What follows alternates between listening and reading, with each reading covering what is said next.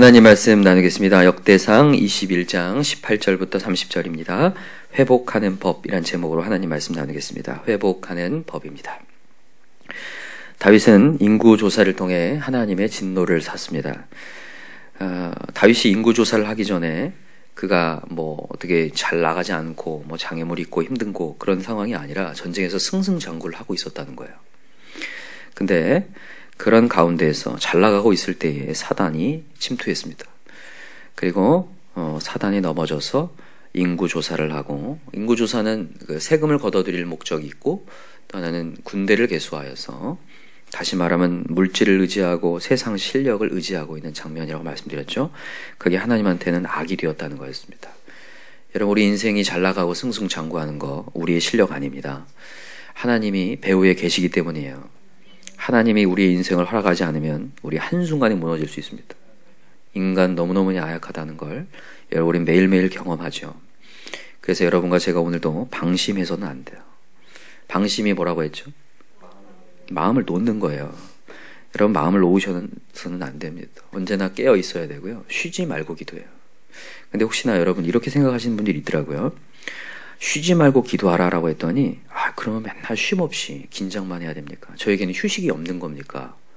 이거 잘된 생각입니까? 잘못된 생각입니까? 잘못된 생각이죠. 여러분, 예수님께서는 이렇게 얘기하셔요. 수고하고 무거운 짐진 자들 다 내게로 오라. 내가 너희를 쉬게 하리라 했어요. 하나님은 우리를요 쉬게 하시는 분, 평안을 주시는 분이에요. 기도는 쉬지 말라는 게요, 휴식하지 말라는 게 아니에요. 기도는요 하나님을 주목하는 거거든요. 여러분, 하나님을 주목하는 게 제일 큰 휴식입니다. 제일 큰 평안이에요. 인간을 하나님 그렇게 만들었어요.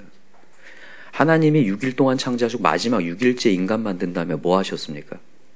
휴식했어요. 휴식이요. 안식했다고요. 그 안식일 날을 하나님 주목하도록 만들어 놓으셨어요. 그 주목할 때 우리가 진정한 안식이 돼요. 근데 하나님을 떠나서 내가 기도 너무 힘든데 좀 쉬겠다. 그게 쉼이 아니에요. 하나님을 떠나서 의지하지 않잖아요. 그때부터 뭐가 시작되냐면 염려가 시작되고 걱정이 시작되고 실패하는 인생이 됩니다.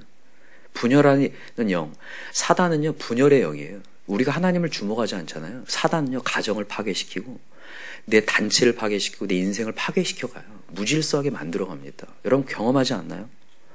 내가 기도가 너무 힘들어서 쉰다? 아니에요. 그건 쉼이 아니에요. 기도할 때 그게 쉼이에요. 기도할 때 우리의 질서가 잡히고 가정의 질서가 잡히고 온전한 상태로 바뀌기 시작한다고요. 그래서 여러분 명심하시기 바랍니다. 예배는 쉼이고 안식이고 기도가 쉼이라는 것을 여러분 아셨으면 좋겠어요. 오늘도 여러분과 제가 하나님께서 평안하길 원하세요. 휴식하길 원하세요. 안식하길 원하신다고요. 근데 다윗이 세상을 의지할 때에, 방심할 때에, 마음을 놓아버렸을 때에 그에게 엄청난 타격이었다고요. 인생에 큰 참담함이 찾아왔는데 뭐였어요? 백성 몇만이 죽어요? 7만이 죽어요. 잠깐의 방심이, 잠깐의 노움이 7만이 죽어요. 7만이 죽었다는 것을 우리한테 대입해 보면 우리 인생이, 우리가 하나님을 주목하지 않을 때 얼마나 우리의 인생이 무너져 버리는지를 여러분 아셔야 돼요. 그래서 여러분과 제가 오늘도 하나님을 주목하는 인생 되었으면 좋겠습니다. 이전에 어떤 신문에 보니까 파리 공항에서 이륙하기도 전에 비행기가 폭발을 했어요. 그래서 그 자리에서 승객 109명이 한꺼번에 죽었습니다. 전원 사망했거든요. 근데 왜 폭발을 했을까? 왜 폭발한 줄 아세요? 활주로에 떨어지는 쇠조각, 5cm 쇠조각 하나 때문에 그 쇠조각이 이륙하고 있는 비행기 엔진으로 들어간 거예요. 그래서 그 자리에 폭파한 거거든요. 이게 활주로에 있는 이런 쇠조각 같은 거, 새 이런 것들 FOD라고 부르거든요. 이 FOD를 처리하는 반이 있어요. 근데 이 사람들이 이런 거 처리하다가 이 5cm 이것을 처리하지 않은 거예요. 이 작은 것 하나 방심하고 놓았을 때 109명이 전원 사망한다니까요. 여러분 이게 우리의 인생일 수 있어요. 작은 거 이거 뭐냐 그냥 넘길 수 있는데 그거 하나가 우리 인생 전체를 파괴시킬 수 있다는 거예요. 그래서 여러분과 제가 오늘도 들려오는 하나님의 메시지가 세밀하게 들려올 때에 그 음성을 우리가 귀 기울여야 돼요. 여러분과 제가 오늘도 그런 예배를 회복했으면 좋겠습니다. 하나님이 기도하라고 할 때 기도해야 합니다. 주님 앞에 엎드릴 때에 하나님이 역사하시고 우리를 보호하시고 하나님께서 우리의 인생길을 열어가실 줄 믿습니다. 감사한 거는 오늘 하나님께서 다윗에게 회복하는 법을 알려주신다는 데 감사가 있어요. 우리가 실패한 인생일 수 있고 넘어질 수 있지만 하나님 회복의 길을 열어주셔요. 근데 그게 뭐냐면 제단을 쌓으라 이렇게 얘기하시는 거예요. 여러분 제단을 쌓는다 이게 뭡니까? 예배라는 거죠. 예배. 결국 예배예요. 여러분 신앙을 유지하는 것도 예배고 회복하는 것도 예배입니다. 아멘인가요? 예배는 하나님을 주목하는 것이기도 하지만 하나님은 지금도 예배하는 자를 주목하시기 때문에 그래요. 우리가 하나님을 주목하는 시간이 예배지만 하나님은 지금도 예배자를 찾고 있고 예배자에 주목하시기 때문에 오늘 예배로만 회복할 수 있어요. 여러분 하나님 우리 주목하면 끝납니다. 우리가 아무리 밑바닥 인생이고 잘못된 인생이고 어그러진 인생이라 할지라도 하나님이 오늘 나를 건지시겠다 하면 끝나요. 우리 이렇게 세우겠다 하면 끝난다고요. 오늘도 절망할 이유가 없어요. 오늘도 예배해야 돼요. 하나님은 오늘도 예배하는 자를 찾는다. 영과 진리로 진짜 예배하는 자를 찾고 있다고 했는데 그 예배를 하겠다고 하면 하나님께 예배로 성공하겠다고 하면 하나님 오늘 주목한다니까요. 내 인생 주목하면 그리고 끝난다고요. 진짜 제대로 된 인생 돼요. 그래서 여러분과 제가 오늘도 예배했으면 좋겠어요. 근데 오늘 예배를 어떻게 해야 되는지 하나님이 아주 구체적으로 얘기하고 계세요. 자, 한번 봅시다. 18절 같이 읽을까요? 18절 시작. 여호와의 천사가 갓에게 명령하여 다윗에게 이르시기를 다윗은 올라가서 여부수 사람 오르난의 타작 마당에서 여호와를 위하여 제단을 쌓으라 하신지라. 하나님이 어떻게 예배를 하는지 두 가지 설명할게요. 첫 번째는 제단을 쌓는 장소를 정해 주셨다는 거예요. 어디다가 지금 예배하라고 했어요? 오르난의 타작 마당. 오르난이라는 사람이 있는데 이 사람이 여부수 사람입니다. 여부수 족속은요, 당시 예루살렘에 살고 있던 여부수 족속이 있었거든요. 그것을 다윗이 점령해가지고 예루살렘을 수도로 만들었잖아요. 근데 여부수 사람을 쫓아낸 게 아니라 이제 거기에 머물 수 있도록 이렇게 배려를 했는데 그 여부수 사람이 이 중에 하나 오르난이라는 사람이 거기에 타작마당을 갖고 있었는데 거기에서 하나님께서 제단을 쌓으라 이렇게 하나님이 장소를 정해주셨다. 예배에 대한 장소. 이게 왜 중요한지 알려드릴게요. 여러분 이 오르난의 타작마당은 나중에 어디 뭐가 되냐면 솔로몬의 성전의 터가 됩니다. 내일부터 등장하는 이제 성전 건축이 준비되거든요. 이 성전이 세워지는 이제 터전이 돼요. 터전이. 근데 이것이 이 성전이라는 개념이 나중에 이제 신약 시대에 오면 누가 됩니까? 예수 그리스도가 되죠. 예수 그리스도가 성전이시잖아요. 그죠? 다시 말하면요. 지금 무슨 얘기를 하고 계시냐면 예배의 진정한 회복은요. 예수로만 된다는 얘기예요. 예수. 여러분 오늘도 예수를 붙잡으셔야 돼요. 아멘입니까? 여러분 이거 너무너무 중요한 얘기입니다. 여러분 목사라는 직분이든 장로 직분이든 집사직은 다 필요 없고요. 예수 믿어야 돼요. 주여 주여 하는 자마다 천국 가는 거 아닙니다. 내가 귀신을 쫓아낼 능력이 있고 엄청난 일을 행할 수 있어도 우리가 예수를 붙잡지 않으면 내가 널 도무지 알지 못한다고 얘기한다고 했어요. 이런 사람들이 있더라고요. 당신 지금 죽으면 천국 갈 수 있습니까? 라고 물어보면 아유 내가 목사인데요. 내가 장로인데요. 내가 우리 가문이 3대째 가문인데요. 이런 거 아무 필요 없어요. 내가 지금 예수를 믿느냐예요. 내가 예수가 지금 주인이 되고 있느냐예요. 오직 예수거든요. 정말 예수님을 믿고 나는 예수님이 내 인생의 주인인가요? 여러분 오늘도 있잖아요. 일어나실 때 예수를 부르셔야 돼요. 저는 예수님의 자녀입니다. 저는 예수님의 뜻을 따르겠습니다. 오늘도 일어나면서부터 입술에 고백을 하셔야 돼요. 우리가 그렇게 안 되잖아요. 그러면요. 교회에 와서요. 교회에 오는 목적이 이상해져 버려요. 그냥 좋은 얘기 들으러 오고 그냥 교회에 와서 나를 좀 알아주는 사람들이 있으니까 교회에 오고 날 다독이니까 교회에 오고 위로받으니까 교회에 와요. 여러분 그걸로는 절대 천국 못 갑니다. 오직 예수로만 간다고 했어요. 다른 이름을 주지 않았다고 했어요. 그래서 여러분과 제가 오늘 내가 예수가 있는가를 확인하셔야 돼요. 이 예배 시간에 난 정말 예수로 구원받고 있는가. 이게 너무너무 중요한 부분이에요. 근데 생각보다 많은 사람들이 예수를 안 믿는다니까요. 예배 자리에 있는데도 예수를 안 믿어요. 어려움이 닥쳐오면 예수를 부르지 않습니다. 사람을 찾아다니지. 기도할 때도 그냥 이렇게 막연하게 중언부언하고 부르짖지 예수를 부르지 않아요. 나를 구원하신 예수, 십자가의 능력으로 나를 구원하신 예수를 부르지 않아요.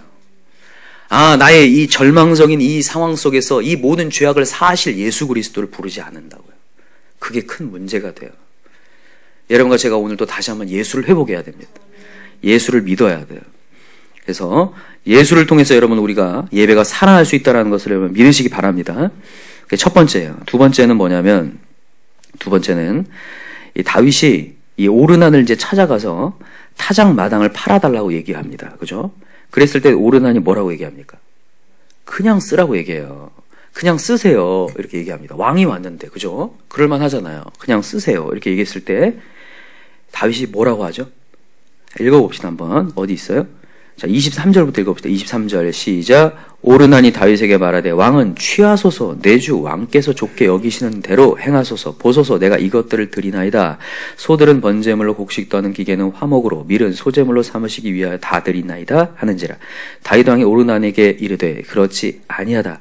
내가 반드시 상당한 값으로 사리라. 내가 여호와께 드리려고 내 물건을 빼앗지 아니하겠고 값 없이는 번제를 드리지도 아니하리라. 저희 밑줄을 그어놨어요. 값 없이는 번제를 드리지도 아니하리라. 굉장히 중요한 부분인데 지금 다윗이 제값을 주고 사겠다고 얘기하는 거예요. 굳이 왜 돈을 드릴까? 우리가 궁금해져요.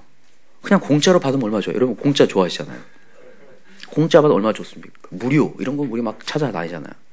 근데 공짜로 받지 않겠다는 거예요. 무슨 얘기냐면 다윗은 지금 희생 제사를 드리겠다는 얘기예요.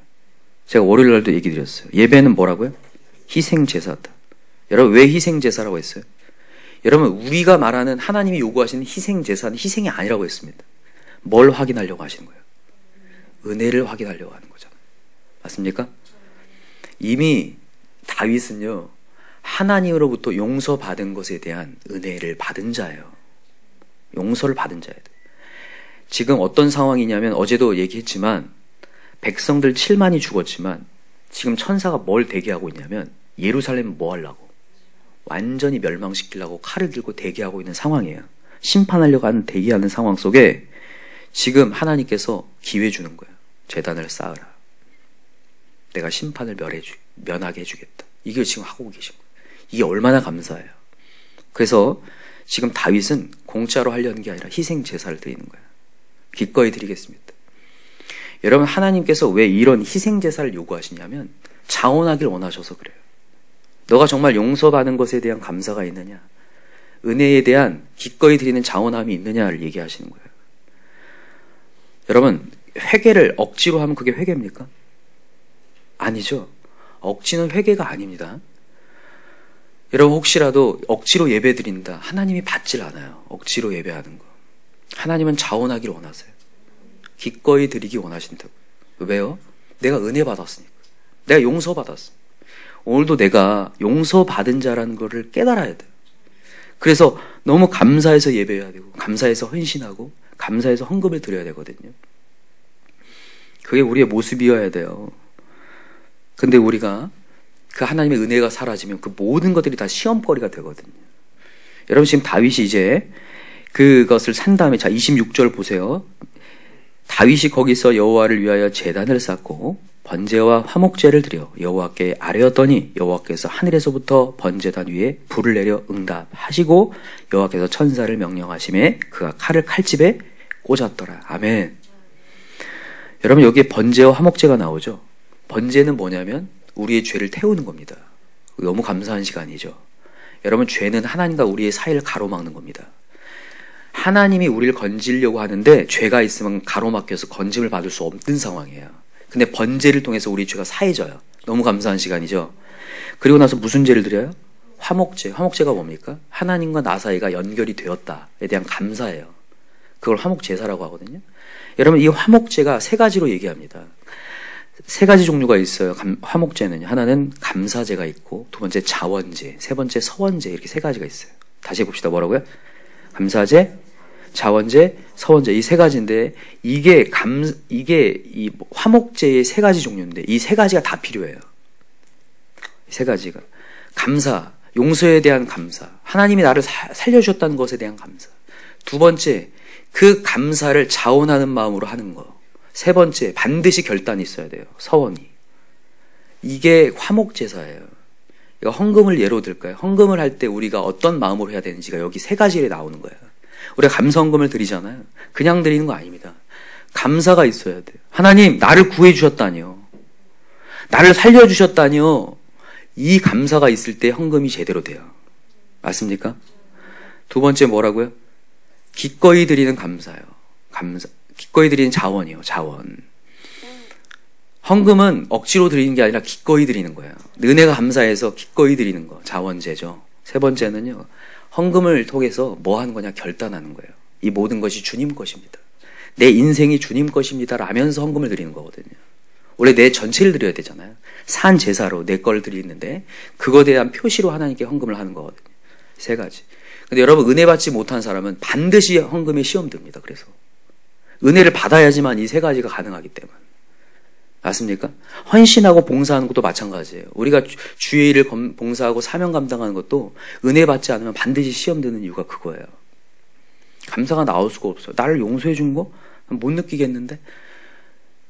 여러분과 제가 오늘도 그래서 은혜를 회복해야 돼요.